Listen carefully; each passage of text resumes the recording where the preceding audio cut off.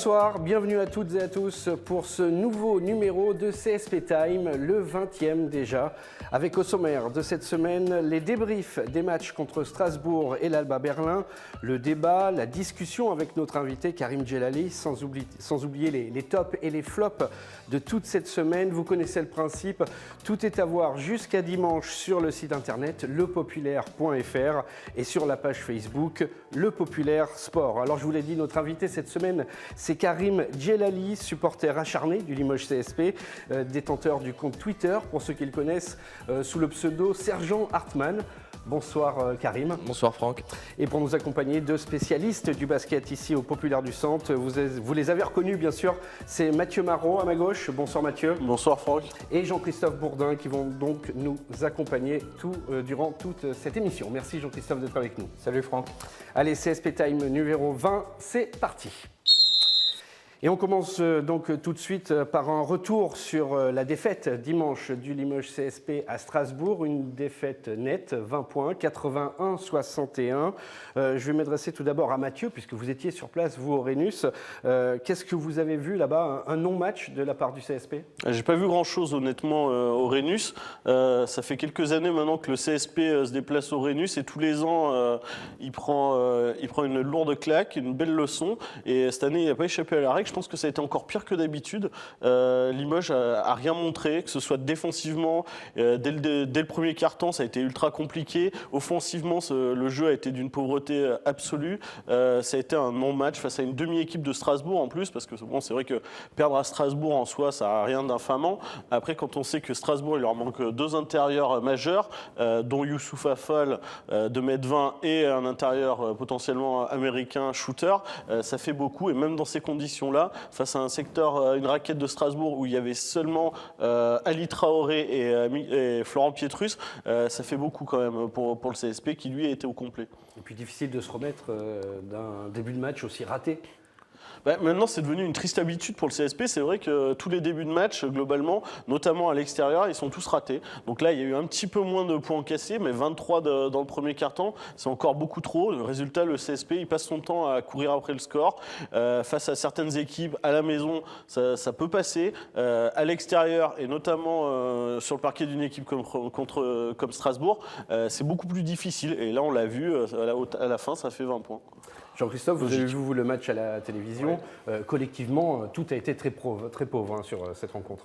En attaque comme en défense. On a la défense, Mathieu l'a dit. On commence mal comme d'habitude cette rencontre. Alors après, il faut voir qu'on est tout le temps avec le même 5 majeur depuis pratiquement le début de la saison. Et ce 5 majeur, il se prend en systématique minimum 23 points, puisque là, c'est le moins qu'il ait pris. Donc, il y a peut-être déjà un problème de 5 majeur, peut-être voir s'il n'y a pas des ajustements à faire sur un autre 5 majeur, puisque celui-là, de toute évidence, il n'arrive pas à débuter les matchs correctement.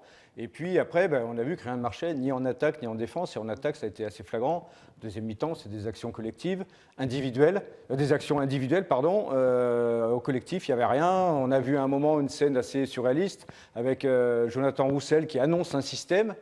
Le système ne se met pas en place. Donc là, les commentateurs, ils disent au bout de 3 secondes, ça y est, il n'a pas pris la bonne place. Le système était déjà impossible à mettre en place.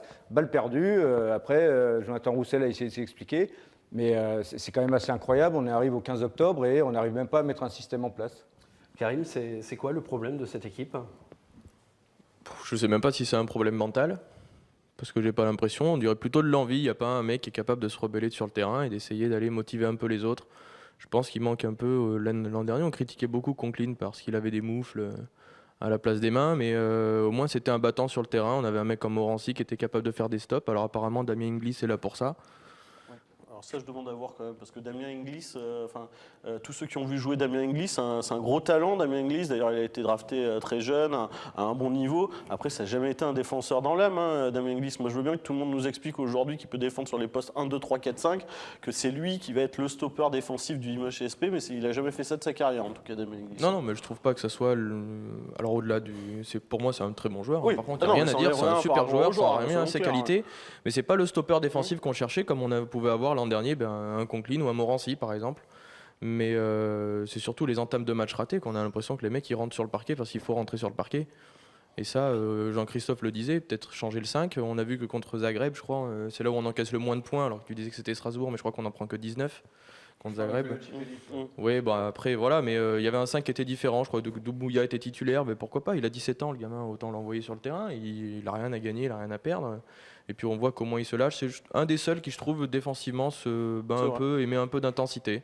Voilà, alors peut-être qu'il devrait débuter. Un mec comme Jonathan Roussel, c'est le capitaine, il faut le faire débuter. Voilà, Perrantes étant dedans pour l'instant. Ok, c'est un très bon passeur, on l'a vu sur les derniers matchs. Mais on ne lui demande pas que ça. Voilà, trop tendre, on nous dit qu'il faut attendre et qu'il va progresser.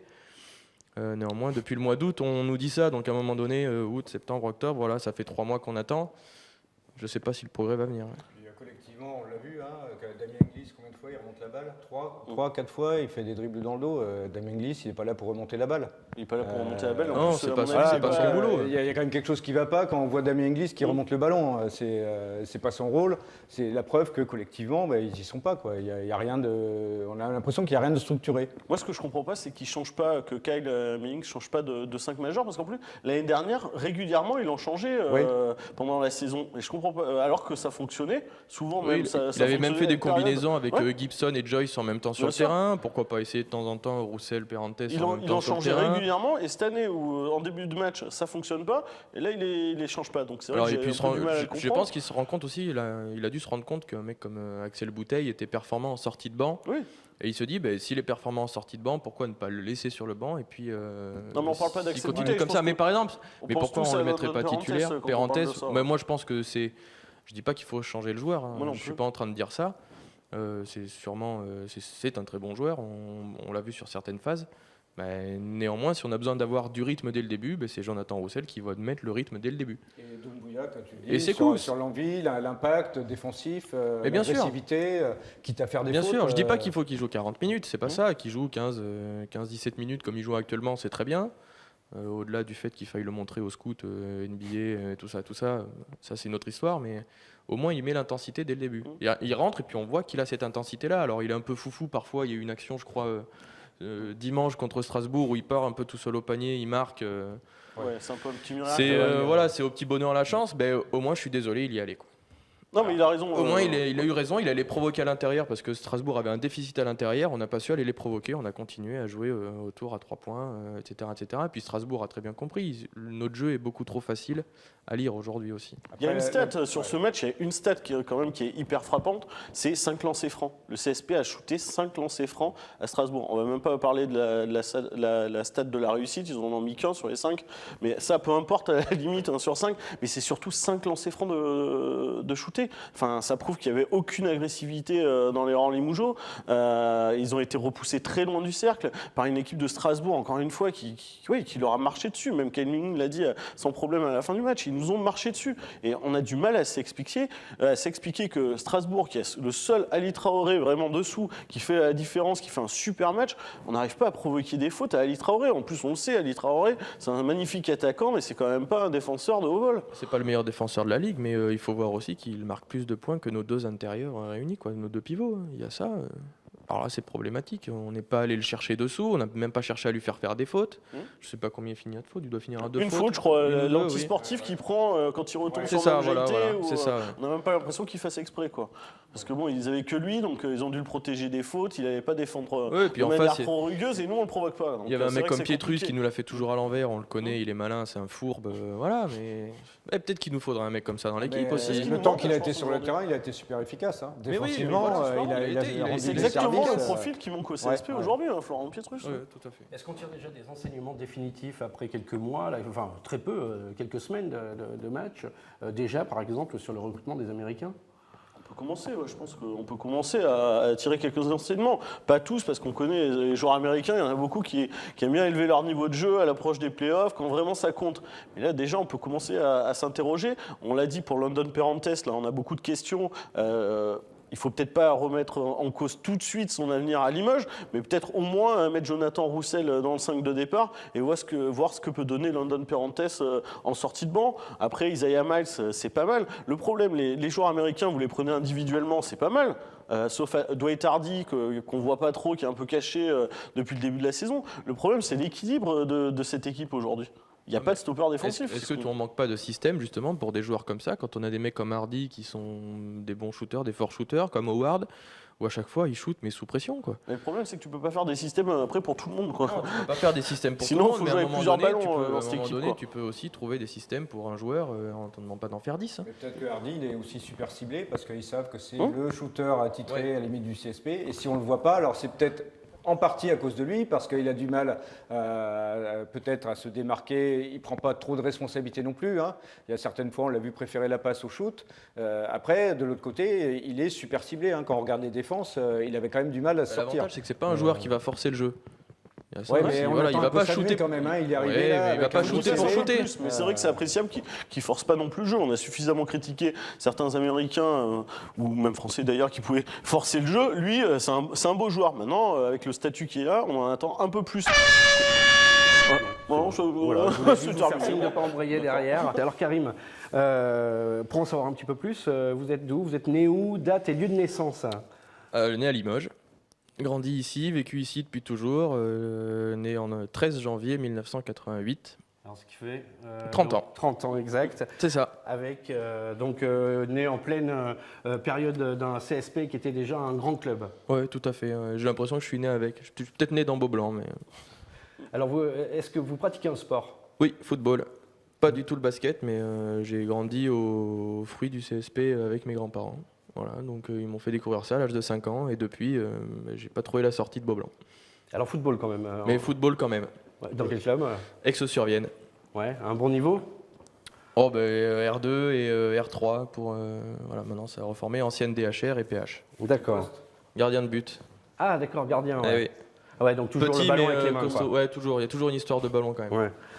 Alors, supporter du Limoges CSP assez actif sur les Oui. réseaux sociaux, mais supporter depuis quand? Quand c'est que là, tu le dis, donc Moi, des j'ai 5 ans? découvert ça de l'âge de 4-5 ans sur les genoux de ma grand-mère en plein match à l'époque. Qui est la tribune des journalistes, là, juste à côté. On était placés à ce niveau-là, au niveau de l'entrée des joueurs. Mais ça me permettait déjà de crier un peu sur les arbitres.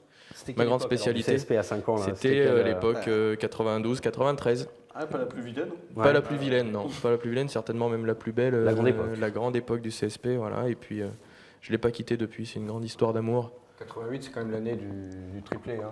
Oui. Mais je suis né la bonne année au final. Ouais. C'est un signe. Hein. C'est un signe. Abonné depuis quand?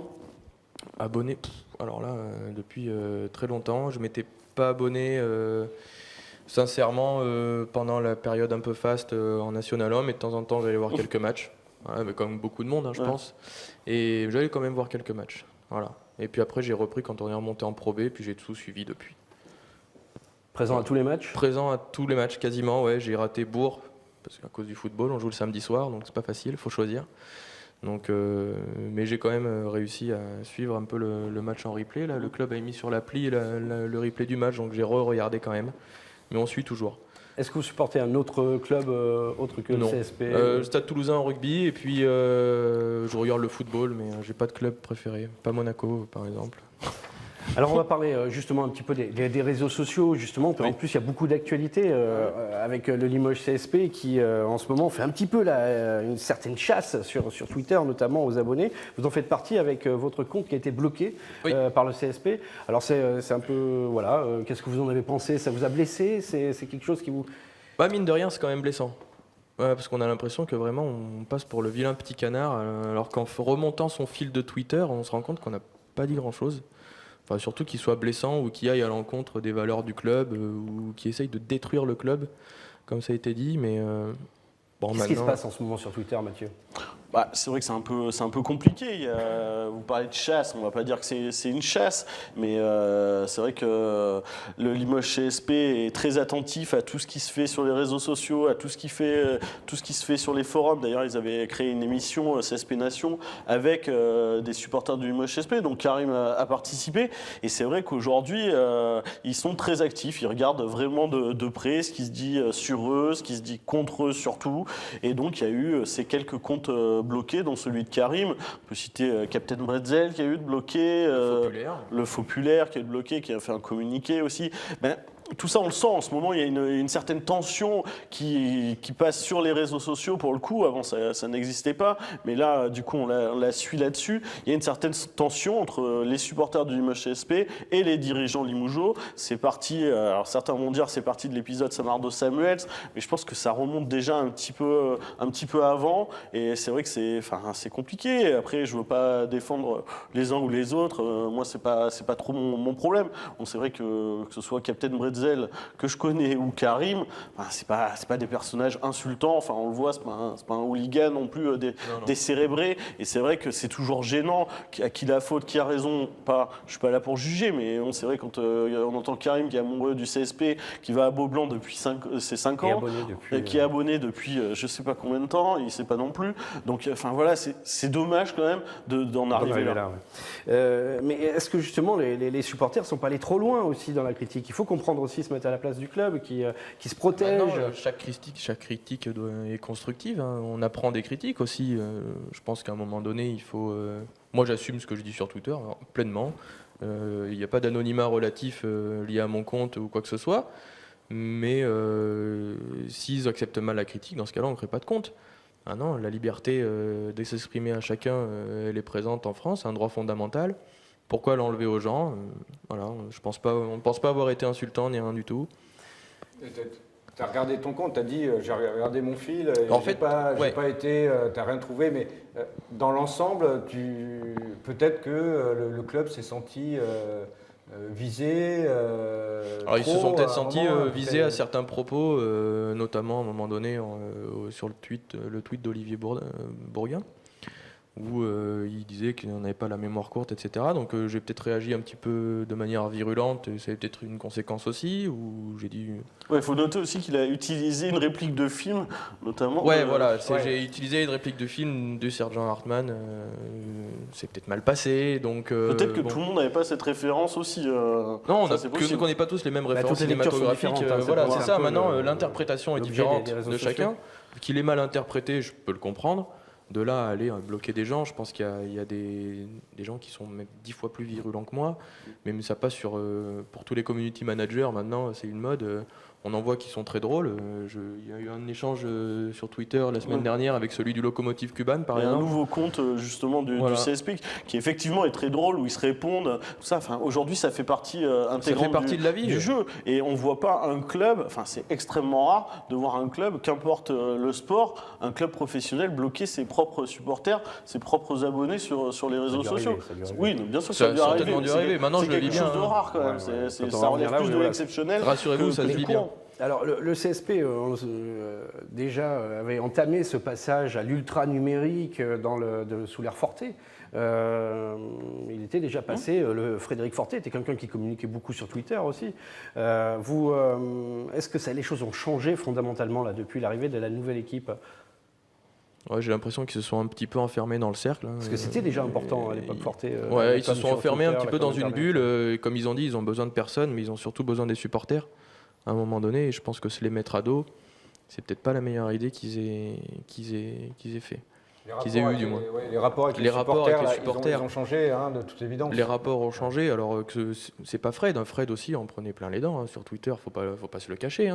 Mais il avait cette faculté à pouvoir répondre ou à aller aussi en discuter avec les gens eux-mêmes. Il y avait des échanges. Voilà, il y avait des échanges. Moi, j'ai déjà reçu un message privé sur Twitter où il m'a demandé mais pourquoi tu fais ça, etc. Puis on s'était rencontrés, on était allé boire un café et on en avait discuté. Mais au moins, voilà, on est là. Je dis pas que Yuri Verrieras ou Olivier Bourguin doivent faire ça.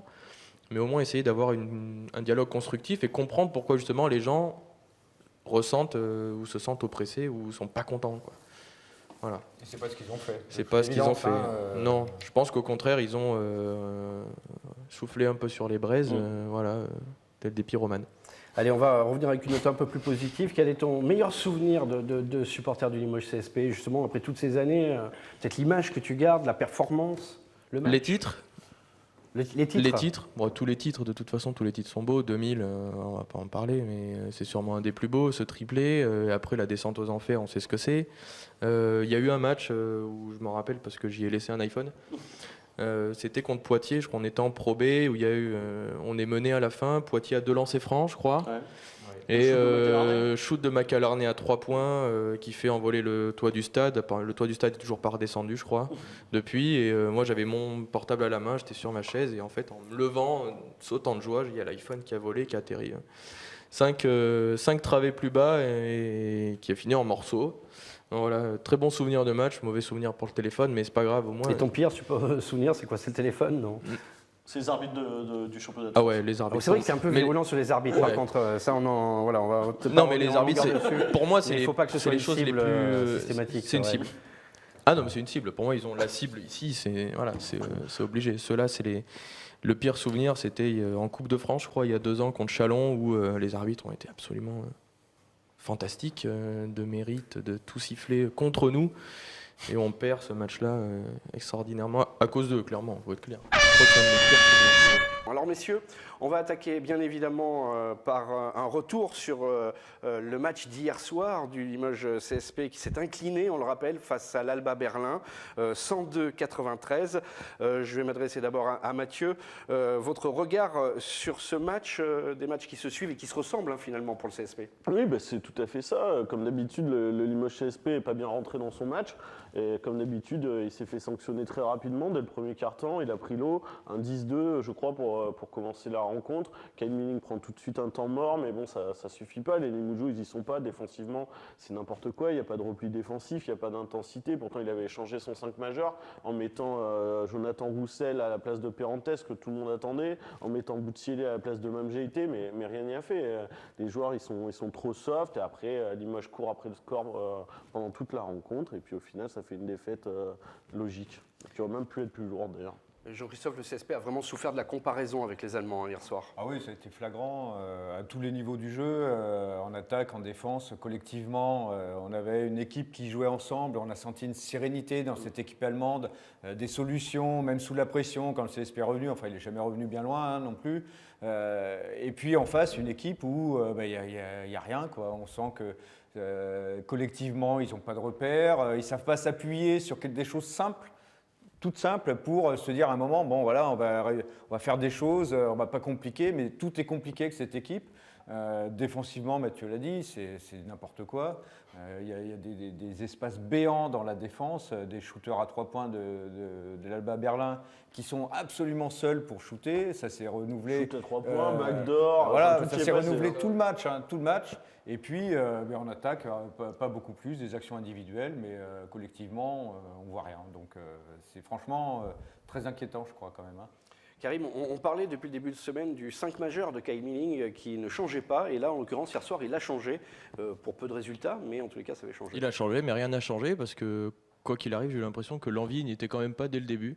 Alors, on dit que Roussel, en sortie de banc, il mettait toujours un peu plus de rythme. Bon, il en a mis, voilà, je ne remets pas tout sur lui, mais j'ai l'impression que ça a été un tout. Effectivement, c'est ce que dit Jean-Christophe, c'est une somme d'individualité aujourd'hui, l'équipe, mais alors, collectif, on n'en parle pas, quoi. Défensivement, collectivement, on ne connaît pas. Offensivement, il ne se passe rien. Ça a été quelquefois quelques shoots un peu à la Houra. C'est mis dedans, c'est parce que le ballon doit aller dedans, quoi. Voilà, c'est ça. Alors comparé à l'Alba Berlin, c'est clair que alors la fluidité dans le jeu, la vitesse, puis les replis défensifs, à chaque fois ils se repliaient à une vitesse. Ils allaient devant à une vitesse. À un moment donné, au 3e quart-temps, il y a une action où on perd un ballon, on est 3 dans la zone de l'Alba Berlin, eux ils sont déjà 5 de l'autre côté. Pof, 3 points, ficelle, réglé, terminé. Même quand on est revenu à -7, je crois, sur un shoot à 3 points de Bouteille. Personnellement, je me suis même pas enflammé parce que je savais que derrière on allait en prendre un et ça n'a pas loupé. Je crois que c'est Sigma qui en met un juste derrière. Voilà, ça n'a pas loupé. On est reparti à -10 et puis après on en rate un autre et ainsi de suite. Comment vous expliquez ces errements défensifs? C'est quoi? C'est les automatismes qui ne sont pas encore là?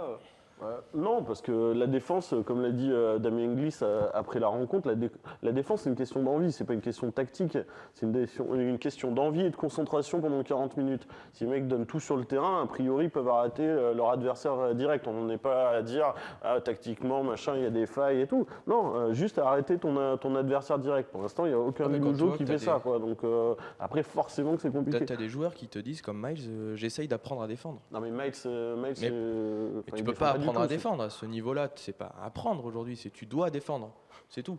Il n'y a pas de question à se poser. Non, mais je suis d'accord avec toi, sauf que le problème d'Isaiah Miles, si tu veux, il peut dire tout ce qu'il veut, il peut dire j'aimerais défendre, j'aimerais machin. Enfin, le problème c'est qu'il ne défend pas aujourd'hui, quoi, et qu'il n'est pas fait pour défendre. Et puis il sait pas, en plus quand il essaie de défendre, il fait faute. Ouais. Voilà. Ouais. Donc, Et il comprend pas d'ailleurs parce que il n'a pas l'habitude. voilà, Du coup, ouais. Et puis, parenthèse, j'ai regardé aussi un moment sur un repli, il fait un tour sur lui-même, il se retourne, il est déjà perdu, il ne sait plus où il est sur le terrain, son joueur est à 10 mètres, le joueur qui devait suivre, et puis c'est pareil, panier. C'est Voilà. le temps d'adaptation. Non, Ouais, mais déjà de faire jouer c'est- Perrantes face à Peyton Siva et Martin Hermanson, c'est criminel, je pense. Ils sont pas faits pour jouer aujourd'hui. Peut-être que London Perrantes deviendra un très bon joueur, on ne sait pas, mais aujourd'hui, London Perrantes, il est en grosse difficulté. En plus, j'ai peur qu'il devienne un peu l'ennemi public numéro Ouais, il a 1 de été Beaublanc. sifflé, Il a hein, été ouais, sifflé. il a été sifflé, ouais. On le sait ici, si Beaublanc commence à le prendre en grippe, ça peut vite devenir compliqué pour lui. Personne ne lui souhaite, évidemment, mais là, c'est sûr que. Normalement, on voit que ce joueur a des qualités sur Oui. son jeu de passe, etc. Il Et n'y a encore. pas grand-chose à dire. Il y a Des fois, quelques ballons hier soir. Il s'enferme tout seul un Oui, peu. ouais. Le truc, c'est qu'il tricote trop le ballon. Et puis j'ai regardé à des moments, il y a des moments dans le match, on met une dizaine de secondes avant de lancer un système.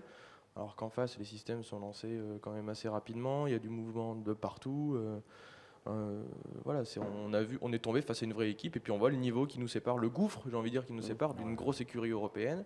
Alors je dis grosse écurie, c'est pas Cuban, c'est pas des équipes comme ça.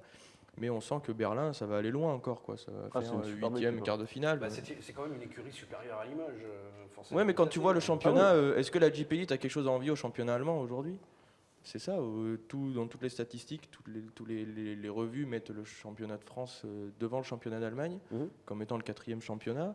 Bah aujourd'hui, ça s'est pas vu, quoi. Puis après, tu peux perdre à la maison contre l'Alba Berlin. En soi, ça n'a rien d'infamant, c'est sûr. Il y a une façon de Mais, perdre. ouais, il y a la manière. Limoges a pris 102 points quand même. C'est la première fois de la saison qu'ils prennent au-delà de 100 points, qu'ils prennent plus de 100 points. Mais sur les 8 premiers matchs de la saison, Limoges, c'est 85 points encaissés. 85 points encaissés. Donc ça veut dire qu'il n'y a aucune progression. Et le problème, c'est que Kyle Milling, il pointait déjà la défense du doigt pendant le tournoi de pré-saison de Nouvelle-Aquitaine là, à Beaublanc, face à Poitiers, Boulazac, machin. On a 8 matchs. Et en fait, on prend toujours 85 points en moyenne. Donc ça veut dire qu'il n'y a pas de progression. Donc moi, je pense que cette équipe, personnellement, je pense que cette équipe, elle est mal équilibrée et qu'elle aurait besoin d'un stopper défensif sur les lignes extérieures, quoi. Mais quelqu'un qui montre le chemin. Pour l'instant, on l'a pas. Ouais.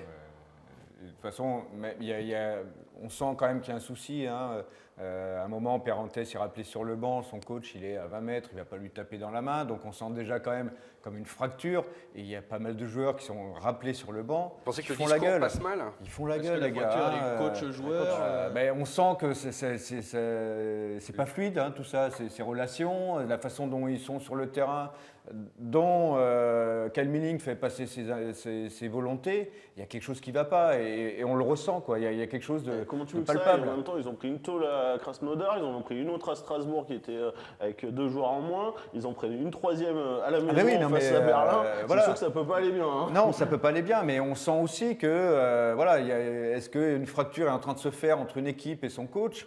On peut se poser la question. Et puis, des équipes qui savonnent la planche au coach, ça existait. Donc, alors, je ne sais pas si c'est le cas. Je ne vais surtout pas m'avancer dans Il y a pas cette que l'équipe qui hypothèque, savonne la planche au coach. dans cette hypothèse, mais bon, voilà, aujourd'hui, il y a quand même, on sent quand même des choses Puis c'est même à l'équipe pesantes. dirigeante, le reste au directeur sportif, d'aller mettre un petit coup de gueule au président, d'aller mettre un petit coup de gueule au vestiaire. Moi, Ça ferait pas de mal. Aujourd'hui, moi je constate un truc, il se passe plus de choses dans l'appli que sur le terrain, quoi. À un moment donné, c'est gonflant. Moi je m'en fous que Minito et Burger King m'annoncent le score. Vu les valises qu'on prend, ça va être Samsonite qui va nous les annoncer. Non, c'est gonflant. Ça ferait un nouveau partenaire, ce serait peut-être pas Ça mal. ferait un nouveau partenaire, mais c'est gonflant, quoi. Putain, qu'ils aillent faire quelque chose, qu'ils tapent du poing sur la table, on convoque les joueurs, merde, on fait une réunion. Les gars, qu'est-ce qui se passe? Quitte à pas mettre le coach.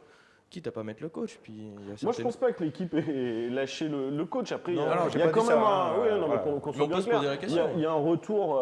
Le CSP revient dans le dernier carton. Bon, ça suffit pas, personne n'y croit. Parce que Berlin, ils sont tranquilles, ils jouent à leurs mains et tout ça. Mais il y a quand même une volonté de revenir, d'atténuer un peu la douloureuse. Donc, je pense pas que Même l'équipe quand, ait lâché même son quand coach. on revient mais- à moins 7, t'as l'impression, Berlin en face, ils ont été sereins, quoi. Ah oui, non, mais, Ah, mais personne Ils n'a ont fait été le- sereins, ils se sont jamais affolés. Ils Non. savaient que derrière, ils allaient pouvoir sûrement remettre 2-3 banderilles qui allaient refaire l'écart. Voilà, parce qu'ils avaient remarqué des trous, comme on a dit, les backdoors, on en a pris je sais pas combien, Dès où le les début mecs du se sont match. retrouvés tout seuls dès le début du match. Coucou, je suis tout seul sous le panier, vas-y donne, je marque. Enfin, il y a plein de choses qui sont à corriger. J'espère que ce sera à Las Vegas.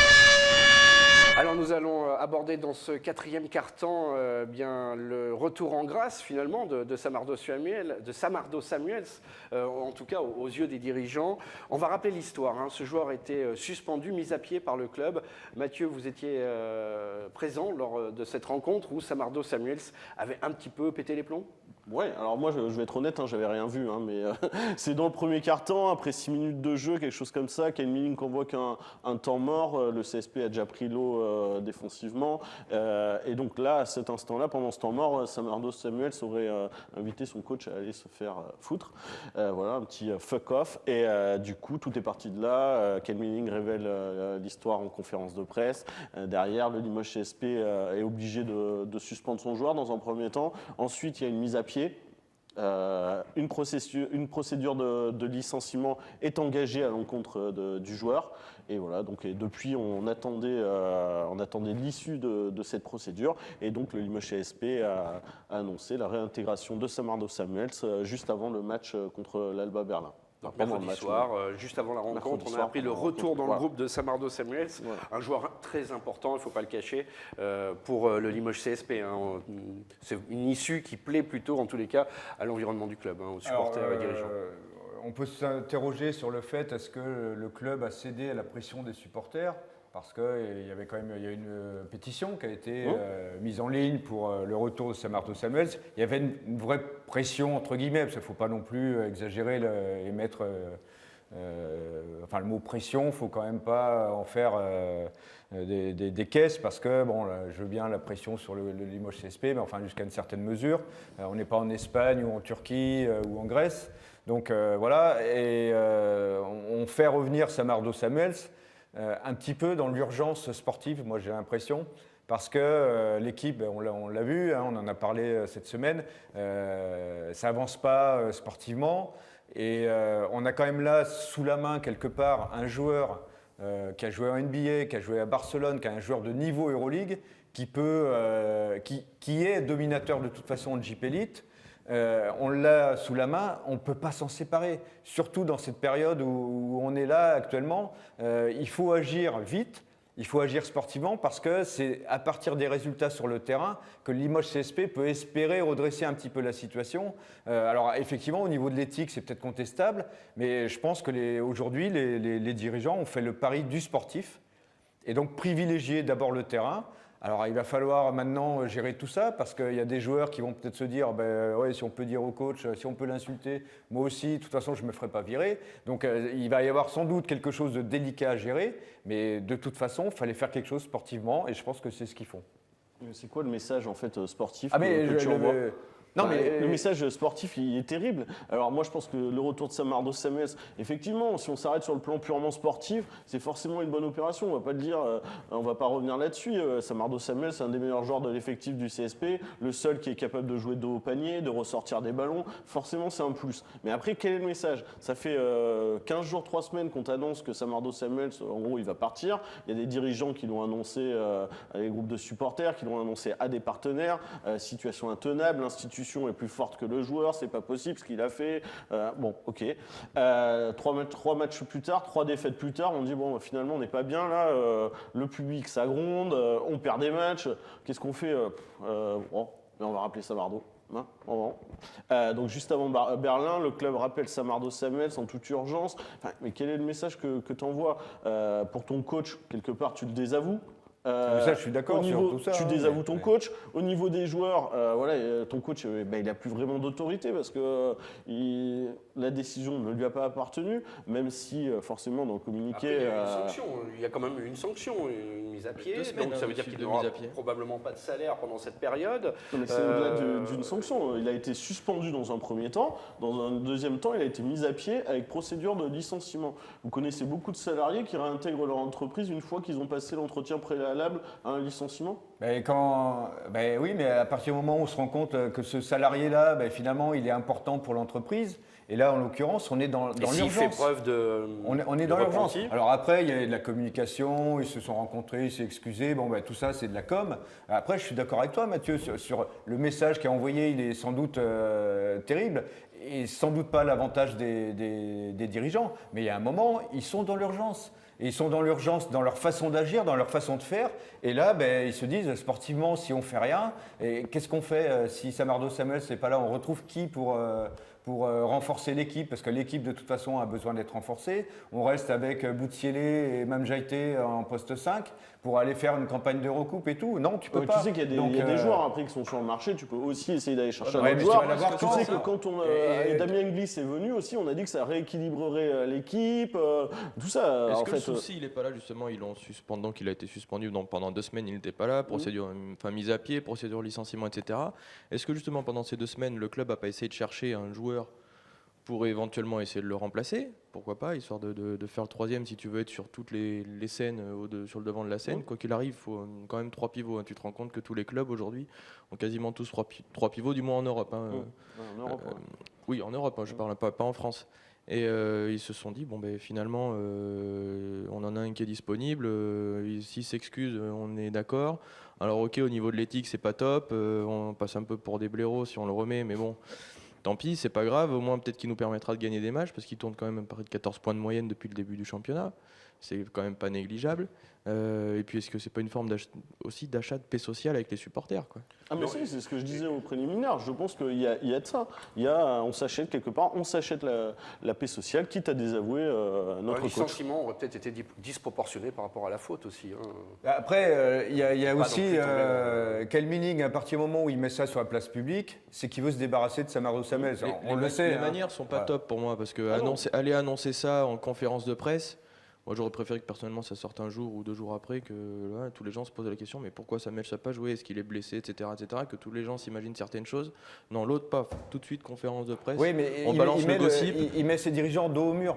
Il les oblige à réagir. Et donc, la réaction, elle est logique à ce moment-là, de se dire, ah non, on ne peut pas accepter, comme tu l'as dit, hein, Mathieu, on ne peut pas accepter, l'institution est plus forte, etc. Donc, il met ses dirigeants au pied du mur. Oui, Sauf le que là, collectif d'abord. Le collectif d'abord, l'individuel. C'est à ses dirigeants de le mettre au pied du mur, en fait. Voilà. Donc, chacun a mis au pied du mur l'autre pour passer pour le gentil dans cette affaire. Donc, après, on verra ce que ça donne le retour de Samardo Samuels. Après, j'ai envie de te poser une question, Jean-Christophe. Si le CSP avait gagné à Strasbourg, est-ce que tu crois que le Limoges CSP aurait rappelé Samardo Samuels? Oui, mais le CSP a perdu à Strasbourg et a perdu contre l'Alba Berlin. Donc il faut plutôt voir qu'est-ce que va faire le CSP. Ça veut dire que tu n'as pas vraiment de stratégie. Ça veut dire que tu as une stratégie à court terme. Tu dis on gagne à Strasbourg, on ne fait pas ça, on perd à Strasbourg. Finalement, on se retrouve dans l'urgence. Enfin, c'est une stratégie au jour le jour. Hein. Au jour le jour, voilà. Moi, c'est ce qui me dérange. Moi, je ne trouve pas ça beaucoup plus satisfaisant, hein, c'est clair. Mais en l'occurrence, maintenant, la réalité, c'est que sur le terrain, tu as besoin de Samardo Samuels, donc tu mets Samardo Samuels. Mais après, je suis entièrement d'accord avec ça. Tu avances avec lui. Il y a plus choquant que ça, quand même. C'est qu'à la fin, on l'apprend un peu plus tard, c'est Jo Roussel qui apprend ça en conférence post-match dans la bouche de David Cosette, quand même. Ouais. Alors ça, c'est quand même c'est une aberration. Ouais. Est-ce qu'il y avait lieu de le savoir aussi? Est-ce que c'était une information au moins ton capitaine, au moins tu mets ton capitaine dans la confidence un peu avant le match. De toute façon, tu annonces son retour à 20h17, 13 minutes avant le début du match, tu annonces ça comme ça. Faut arrêter un peu les conneries. Ouais, après, alors le plan initial au niveau de la com, c'était de l'annoncer après la conférence de presse d'après-match, en fait. Pour que le coach éventuellement n'ait pas à répondre à ces questions, que les joueurs ne soient pas au courant. Le plan, apparemment, c'est Manuel Diaz qui avait décidé ça. Ça se ferait, peut-être en concertation avec d'autres, ça se ferait après le match, après la conférence. Sous forme de tuto. Le problème, c'est que c'est sorti sur les réseaux sociaux, sur le Popu notamment, et donc du coup, le CSP a sorti le communiqué pendant le match pour pas être à la traîne, voilà. Donc c'est vrai que les joueurs l'ont pas appris. Après, est-ce qu'il valait mieux que les joueurs le sachent, les intérieurs qui jouent à la place de Samardo, même Jaité et Boutsielé, on peut aussi se dire pas les intérieurs, mais t'as un capitaine. S'il l'avait su juste avant le match, peut-être que ça aurait gâché le match, mais au final, on a bien ton capitaine, il te sert à quoi? C'est quand même le relais entre le terrain, le coach et puis éventuellement les dirigeants aussi, ce joueur-là. Sinon, il te sert à rien, t'en nommes pas à ce moment-là. Je sais pas, je suis partagé sur la question. Franchement, j'ai pas d'avis. En tout cas, par rapport au match contre Berlin, ça n'a pas changé grand-chose, quoi. Alors les tops et les flops de cette semaine, je vais commencer par Mathieu. On fait les tops de tout le monde ou les tops et les flops de chacun, comme vous voulez, on prend la formule. C'est comme tu le sens, c'est toi le patron. Hein. Allez, on fait top et flop. Je commence avec Mathieu. D'abord, qu'est-ce que vous avez retenu de positif cette semaine? De positif, je sais pas grand-chose, mais mon top en tout cas, ce sera pour Aito Garcia Reneses, l'entraîneur de l'Alba Berlin. Il a 71 ans. En France, on a souvent l'habitude de dire que les entraîneurs, ils sont vite trop vieux, ils sont vite dépassés. Mais lui, en fait, il a 71 ans, il est espagnol, il entraîne en Allemagne et il a une équipe hyper séduisante au niveau du jeu. Ça joue sur tempo enlevé, ça court pendant 40 minutes. C'est très sympa à avoir joué. Donc, ce coach, il a été sacré 9 fois champion d'Espagne, 3 fois finaliste de l'Euroleague, médaillé d'argent au JO et à 71 ans, il est encore au top. Je trouve ça beau. Alors, deux défaites dans la même semaine, dimanche dernier à Strasbourg, mercredi soir contre Berlin. Vous manquez pas de flop? Non, ça a été dur de choisir d'ailleurs. Mais ouais, non, le flop, ça va peut-être toute la semaine en fait, tout ce qui s'est passé, le sentiment de naviguer un peu à vue de la direction du CSP sur le cas Samardo Samuels, tout le monde attendait s'il devait s'en aller, s'il allait rester, on ne savait pas trop pour finalement au dernier moment se dire finalement on le réintègre et quelque part on désavoue un peu le coach. Je trouve qu'en matière de communication ça aurait pu être beaucoup plus simple.